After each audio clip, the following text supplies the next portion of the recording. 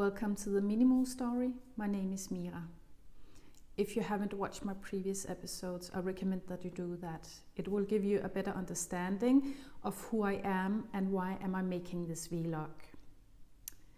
Today's episode is about breaking the pattern and being a pattern breaker. I will talk a little in general about my experience in life with regards to breaking the pattern, because I'm not ready to go that detailed yet. However, this is a quite important subject to me and explains a lot of why I am the way I am now. So I think it should be mentioned quite early on in the Minimal Story. My first pattern I ever had to break, and the most important one, is my social heritage. I am only child of a single mother, born in 1976. She was 34 years old at the time, and she had a boyfriend, this exotic Malaysian guy. My father, I don't know if maybe it was just a hookup. And anyway, she had me. And to be quite honest, my mother, she wasn't suited for taking care of anything or anyone, not even herself. But as far as I can see, I can find pictures from my childhood, from the birth until I was a toddler. And because I can find pictures from that, I think things they went okay. But then there are no pictures, nothing from my childhood except for the ones in kindergarten and whatever. And I think everything went wrong from that stage. As far back as I can remember, I think maybe 5 years, when I was 5 years old, everything was wrong. And if you grow up knowing that everything is wrong and this is not normal and there should be something better out there, and you know that from an early age, you do also grow up with a deep desire to change things, to achieve something better, to be happier.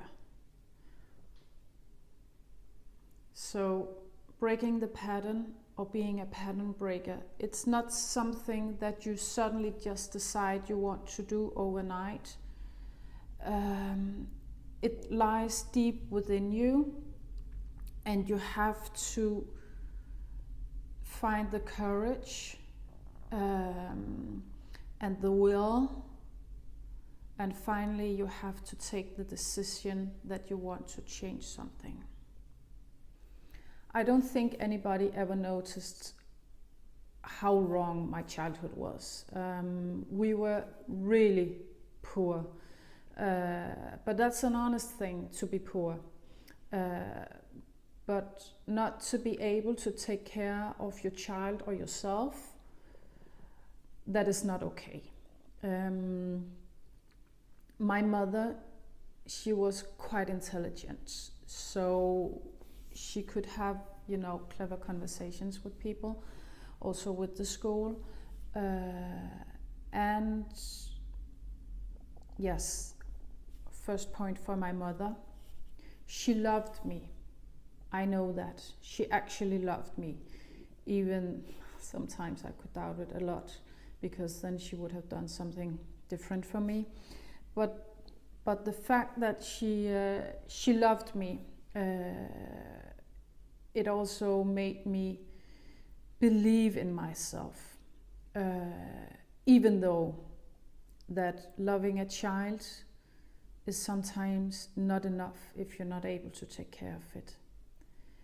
Further, I managed quite well in school with regards to all the classes. I had social problems. Oh, I did. I was so angry at everything, at everybody. But I didn't have the big challenges with regards to doing my homework and so on. I can't remember doing my homework, but I must have done it. I was decent at math and all the reading classes, you know, Danish, English, German, all those. So no one ever really noticed that something was wrong at home. After 9th grade, I went to a kind of boarding school. It is not like this posh boarding school at all. We call it post school here in Denmark, and it was a 10th grade where you live at the school and you take your classes there and everything. You have your social life there. And my mother, she must have got some kind of financial support to be able to pay for it. It's not very expensive, but I mean, she didn't have any money, so maybe she applied for, you know, for a scholarship or whatever you call it. And I moved there when I was 15. So in fact, I moved out of my mother's small apartment. It was a studio. We only had a living room.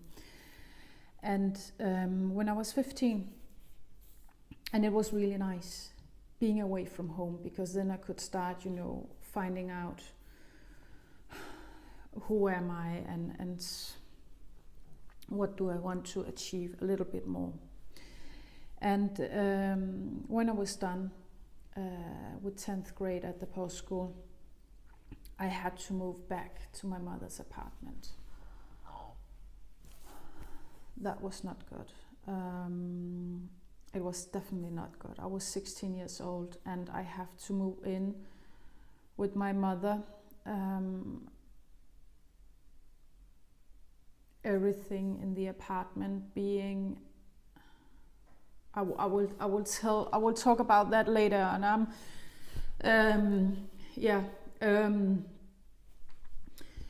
and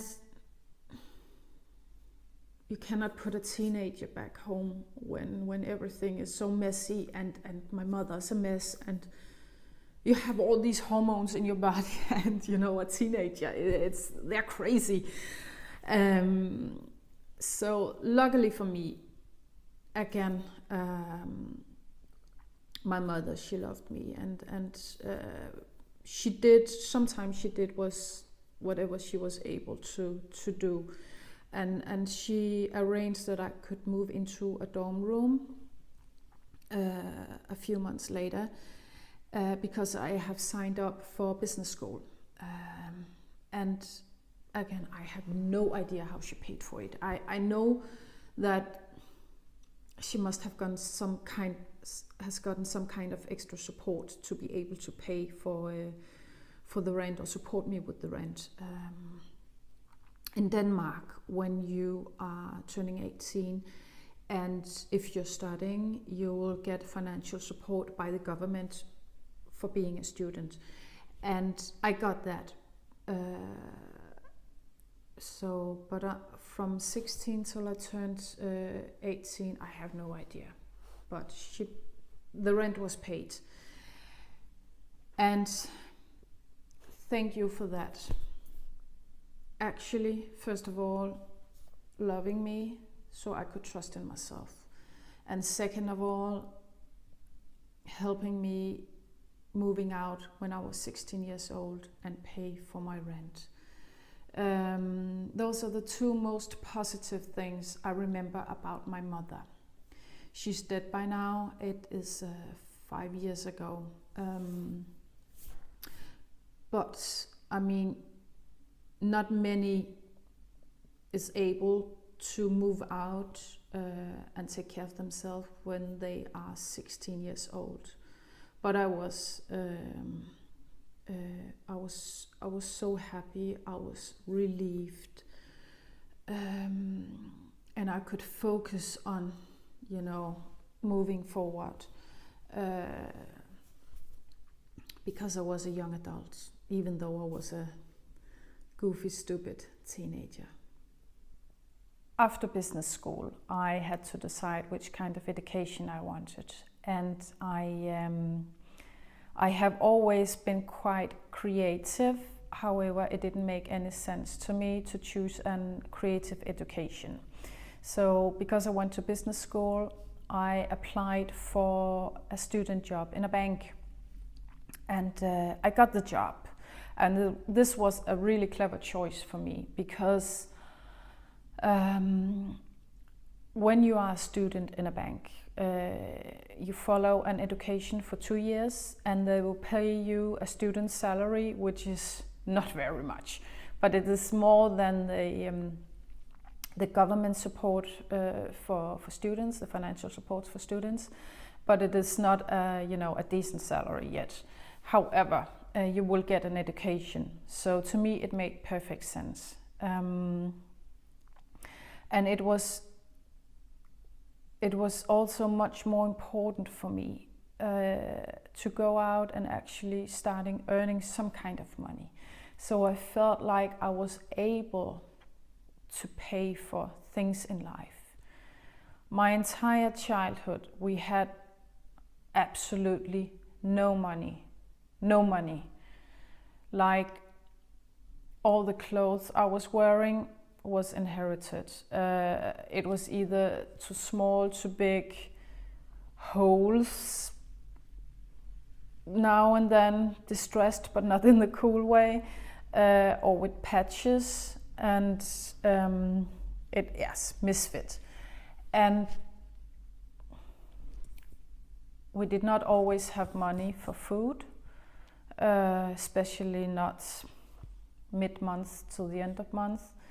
And my mother, she would go to the small grocery store and tell to put things on the tab. And at the end of the month, she had to pay the bill, which she wasn't able to. So it was really embarrassing being that poor and not being able to pay for anything. Pocket money didn't exist. So to me, it was important to go out and actually earn some money. Also, this is stupid, the fact that we were so poor, I have always dreamt about buying pretty clothes and pretty things. And especially when I went to business school, there was this whole other level of students. They were from north of Copenhagen, which is the rich kids. And they looked amazing. And I thought, oh wow, I want to look like that. One day, I want to look like that. So as far back as I can remember, even for a pair of Levi's jeans when I went to school, being young, until getting a Chanel bag. That was one of the things I wanted. So at a very early age, working in a bank, I spent all my money on Louis Vuitton bags, but I paid for them myself with honest work and with my own salary. Then I simply worked my way up in the bank, got some further education, also paid by the bank.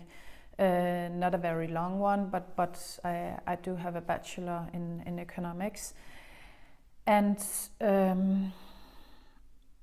it was a clever choice for me, because today I'm sitting in a really nice house with a loving husband, beautiful child, and I have on the Louis Vuitton bags I ever desired. And I paid for them myself. But when I was born and in my young years, it wasn't meant for me for this to happen. If I look at my social heritage, I shouldn't even be sitting here. I should have ended up somehow in the streets, doing God knows what.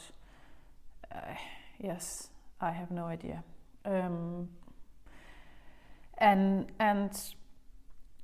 I'm proud of what I have achieved. I'm proud that I have been able to support myself. I'm proud that I have been able to change things for myself. This all ends up in me breaking the pattern of my childhood and my social heritage. And it is so deep within me that I had to do something better for myself, that I actually succeeded. Also, I think I chose wisely.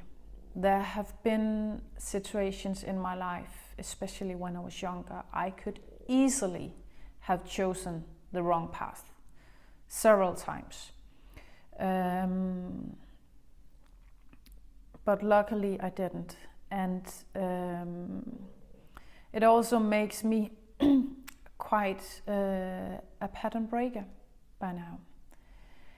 And the fact that I have been able to break the pattern of my childhood and my social heritage gives me the knowledge and the determination that whatever comes my way, I will be able to break as well.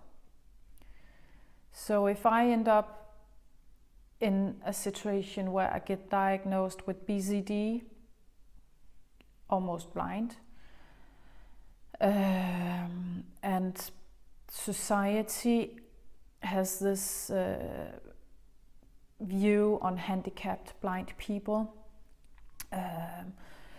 including myself. I had that myself before I started to lose my vision. I also know that I will be able to handle this whole blindness BCD situation, because what I have done previously in my life is much harder and a longer struggle than what was ahead of me and what is ahead of me. So if I can break the patterns of my childhood and my social heritage, I am able to break the pattern on how society's view on handicapped, in my case blind people, is. And I will be the most awesome blind person I can be. How is this relatable? We can all end up in serious situations in our lives where we don't think we belong. We desire something more, something better. And if you have the will, the desire and the courage to do something about it, you can break out of the pattern. And it doesn't matter if you are born in the wrong body, you like the same sex as your own. You need to break out of the closet to be a happy person. If you are in a violent relationship, not just physically violent, but also mentally, and you know there's something better for you out there, you should desire to do something about it and go and get it, because there is something better for you out there. If you get a serious illness, a handicap, whatever, you should go and get what you desire. You desire something better for yourself. If you think, oh my God, it's such a pity for me, oh my God, I have to sit here and now I'm just, in my case, I'm blind and I will sit and eat all the chocolate and cry my ass out till I die. Don't do that. Get up, do something about it. Go and achieve what you think you deserve and get the best out of your life. There are so many different patterns to be broken. The big ones that will take many years. In my case, it took, I don't know, more than 20 years for breaking the pattern of my childhood and my social heritage. But this whole eye situation has not taken as long, because as I said it before and I say it again, you need to push yourself to move forward in life. And when I look at my whole childhood situation compared to the blindness situation, this struggle with my eyes is not as damn hard as what I have achieved before. Therefore, I know I'm able to change things. So if you go and push yourself, doesn't matter how you do it, as long as you're challenging yourself and trying to push yourself and strive for something better in life, be a better you. Next time you will hit an obstacle in life, you will be much better suited to handle the situation and to break the pattern if you need to break a pattern. You just have to put in will, hard work, and the desire. And I know I make it sound easy. It's not easy. But think about it and feel the guts in your stomach and desire it, because then you will be able to do it. That's it for today. I hope you appreciated my overall story about how I broke the pattern of my childhood. And maybe you could relate to it, or maybe you know someone who can. Either way. If you're watching this, please leave a comment down below. From where in the world are you watching, and did you find this episode motivational or inspirational? It will simply make my day, because then I know that I'm reaching out to whoever might need it out there in the world. And that is what this Minimoo story is about. It's the Karma Sans Frontières. If I can help anybody out there in the world and be a difference for a single person and be able to help them change anything in their lives, I have fulfilled my purpose with this vlog. So decide to be a better you. You know there's something better for you out there. Go and get it. Take good care. Bye.